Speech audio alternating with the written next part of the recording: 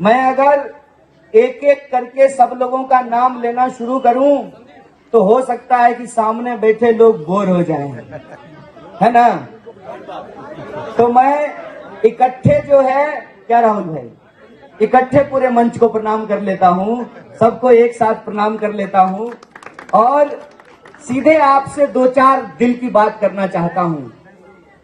सबसे पहली बात तो ये, आप ये मत सोचिएगा कि चुनाव का वक्त है और मैं आम आदमी party, Congress party, India alliance का कैंडिडेट होने के नाते आपसे बस ऐसे ही चुनावी बात करने के लिए आया हूं, आप ऐसा मत सोचिएगा।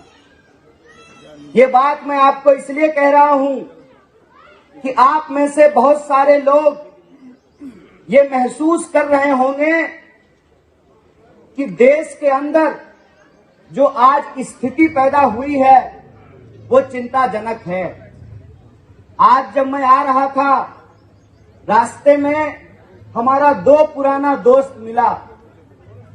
2014 में दोनों भाजपा को वोट दिया था, 2019 में दोनों भाजपा को वोट दिया था और 2024 में एक बोल रहा था कि इस बार भाजपा को वोट नहीं देंगे। हमने कहा कि क्यों वोट नहीं दोगे? बोला इसलिए वोट नहीं देंगे कि जो भी बात 10 साल पहले कही गई थी उसमें से एक भी बात पूरी नहीं की गई है।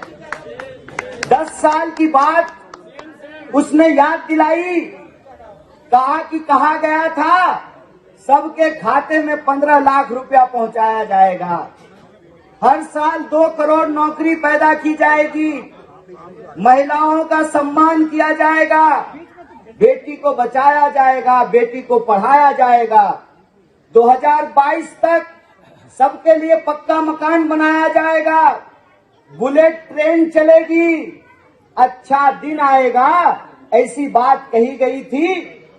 हकीकत यह है कि देश में आज इतिहास का सबसे ज्यादा बेरोजगारी है। इतनी बेरोजगारी देश में पहले कभी नहीं थी, महंगाई इतनी ज्यादा पहले कभी नहीं थी और 2022 तक पक्का मकान तो बनाना छोड़ दीजिए, इसी बुराड़ी में अपने खून पसीने की कमाई से जिन्होंने पक्का मकान बनाया उसको बुलडोजर से डीडीए गिरा रही आत्महत्या कर रहा है। 1 घंटे में 2 किसान आत्महत्या कर रहा है। हर मिनट किसी न किसी हमारी मां बहन के साथ कोई न कोई आपराधिक घटना हो रही है। इस देश के भीतर जो छोटे दुकानदार हैं वो जीएसटी से परेशान हैं। इस देश के भीतर कर्ज लेकर के, लोन लेकर के विद्यार्थी पढ़ाई करते हैं और नौकरी के इंतजार में रहते हैं। केंद्र सरकार के अंदर 30 लाख पद खाली हैं। विद्यार्थियों की हालत यह है कि कर्ज लेकर के इंजीनियर बने, कर्ज लेकर के एमबीए किया, कॉलेज से निकल करके इस उम्मीद से बाहर आए कि नौकरी मिलेगी, कर्जदार बन गए, नौकरी नहीं मिली है। हालत यह है कि जो ऑलरेडी अमीर हैं, अंबानी और अदानी, उनके जैसे लोगों का 16 लाख करोड़ कर्जा माफ किया गया और इस देश के विद्यार्थियों का कर्जा माफ करने की जब बात करते हैं तो कहते हैं कि खजाना में पैसा नहीं है। मौका और दे करके देखते हैं, लेकिन तीसरा मौका इनको हम नहीं देना चाहते हैं। कहते हैं 3 तिगारा काम बिगाड़ा, इस बार तीसरा मौका नहीं देंगे। उसकी बात को काटते हुए मेरा दूसरा भाजपाई दोस्त बोला लेकिन हम तो इस बार भी देंगे। तो हम बोले क्यों दोगे? बोला देश सुरक्षित हाथों में है इसलिए देंगे। हम बोले कैसे? बोला ऐसे कि कुछ भी हो जाए, हमने तो प्रण लिया है। तो हमने कहा कि फिर चुनाव क्यों करवा रहे हो? जब देश में जिंदा रहेंगे वही प्रधानमंत्री रहेंगे तो फिर चुनाव हो क्यों रहा है? क्यों देश की जनता के टैक्स का पैसा बर्बाद किया जा रहा है? जब 400 सीट आ ही रही है, रिजल्ट निकल ही गया है, फिर 4 तारीख का इंतजार करने की क्या जरूरत है?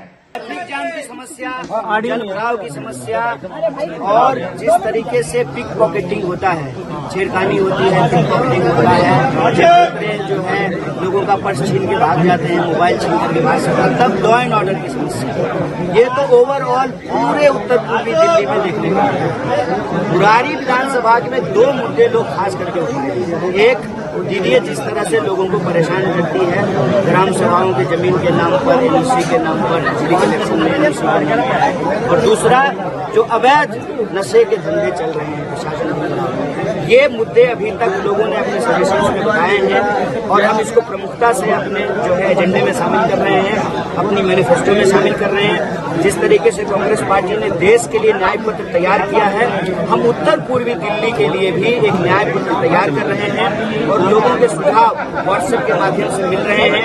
हम जो है अलग अलग सोशल मीडिया चैनलों के माध्यम से लोगों का सुझाव इकट्ठा कर रहे हैं और ये जो हमने आपको 5-6 मुद्दे गिनाए हैं, ये प्रमुख मुद्दा है, इस पर हम सबसे पहले निर्णय करेंगे। दिल्ली की सबसे हॉट सीट मानी जा रही है, सबकी नजर इसी पे, आप इसको कैसे देखते हैं? दिल्ली में तो गर्मी है, सारा ही आज आप मुख्यमंत्री के बाहर आने के बाद अरविंद जी से मुलाकात करने गए थे, क्या कुछ बातचीत रही? क्या वो और राहुल जी दोनों एक साथ आपके लिए प्रचार आएंगे, इस पर विचार हो रहा है? देखिए, मुख्यमंत्री जी के पास बहुत कम समय है, बहुत कम समय मिला है, बहुत कम मोहलत मिली है माननीय सुप्रीम कोर्ट के द्वारा, तो लोगों के कार्यक्रम अलग अलग लगे हुए हैं। लेकिन जिस तरह से आप हमारा पोस्टर देख रहे हैं कि एक तरफ जो है केजरीवाल जी हैं और एक तरफ राहुल जी हैं और बीच में मैं हूँ, तो इस बात की गवाही है कि दोनों हमारे साथ हैं, मजबूती से हैं, एकजुट से हैं। वक्त जिस तरह से मिलेगा, लेकिन इतना मैं जरूर कह सकता हूं कि दोनों की सभा होगी, दोनों जो है उत्तर पूर्वी दिल्ली की जनता का आशीर्वाद देने आएंगे और हमारा मार्गदर्शन। कन्हैया, बुराड़ी के पास कॉलेज नहीं है, कोशिश तो कर रहे हैं वो, लेकिन प्रधानमंत्री बनाने का काम तो जनता का है। वो कोशिश तो कर रहे हैं कि मोदी जी के नाम के वोट लेकर के वो प्रधानमंत्री। कन्हैया, बुराड़ी के पास नॉर्थ कैंपस होते हुए भी नजदीक में कॉलेज नहीं है। लाखों की संख्या में पूर्वांचल के और स्थानीय लोग रहते हैं, लड़के लड़कियों को पढ़ने की दिक्कत है। कॉलेज के लिए पर्याप्त जगह है, कॉलेज की स्थापना होगी दिल्ली में, बुराड़ी में। दिल्ली विश्वविद्यालय एक केंद्रीय विश्वविद्यालय है, केंद्र सरकार के अधीन है। कुछ कॉलेज ऐसे हैं जो दिल्ली सरकार के अंतर्गत भी आते हैं, लेकिन यूनिवर्सिटी पर जो पूरा का पूरा प्रशासनिक केंद्र सरकार है। इसीलिए हम बार बार कहते हैं कि दिल्ली में विकास का काम तब तक पूरा नहीं होगा जब तक जो है हम जो तीनों प्रकार के प्रतिनिधि हैं वो मिलकर के काम करें। बीजेपी के साथ दिक्कत ये है कि पिछले 25 साल से वो दिल्ली में वो दिल्ली के लोगों से जो है बदले की भावना से काम कर रहे हैं।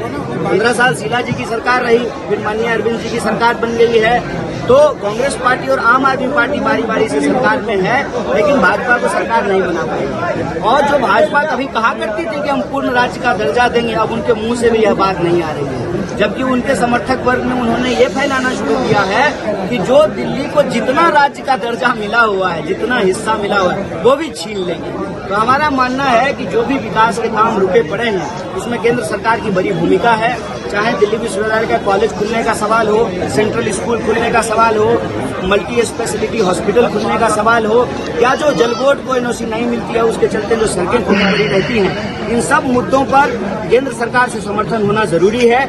इसीलिए हम लोग सिर्फ एक सीट पे नहीं, पूरी की पूरी 7 सीट पर इंडिया अलायंस के लिए वोट मांग रहे हैं और हमको पूरा भरोसा है कि आने वाली 4 जून को एनडीए हार रही है।